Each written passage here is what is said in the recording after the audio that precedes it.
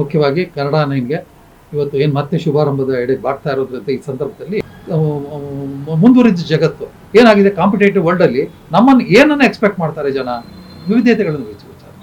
ಯಾಕೆಂದರೆ ಪ್ರತಿ ಹಂತದಲ್ಲೂ ಪ್ರತಿಯೊಬ್ಬರು ಕೊಟ್ಟಿದ್ದನ್ನೇ ನಾವು ಮೆಟೀರಿಯಲಿಸ್ಟಿಕ್ ಥಾಟ್ ಕೊಡೋದು ಬೇಡ, ಅದ್ರ ಜೊತೆಗೆ ಬದಲಾವಣೆ ಮತ್ತು ವಸ್ತುನಿಷ್ಠವಾಗಿರಬೇಕು.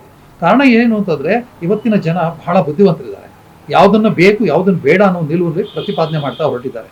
ಹಾಗಾಗಿ ಎಲ್ಲೋ ಒಂದು ಕಡೆ ಸ್ವರ್ಗೋದು ಬೇಡ, ಸೋರೋದು ಬೇಡ, ಹಂತವಾಗಿ ಮೇಲೆ ಏರ್ಕೊಂಡು ಒಂದು ಒಳ್ಳೆಯ ಇದನ್ನ ಸ್ಟ್ರಾಟಜಿನ ಇಟ್ಕೊಂಡು ಮುಂದೆ ಬಂದರೆ ಡೆಫಿನೆಟ್ ಆಗಿ ಈ ರಾಜ್ಯಕ್ಕೂ ಸಹ ಅಥವಾ ಈ ಹಾಸನ ಜಿಲ್ಲೆಗೆ ಅತ್ಯುತ್ತಮವಾದಂಥ ಒಂದು ವಾರ್ತಾವಾಹಿನಿಯಾಗಿ ಮುಂದುವರಿಬಹುದು ಅಂತ ನಾನು ಅನ್ಸ್ಕೊಂಡಿದ್ದೀನಿ.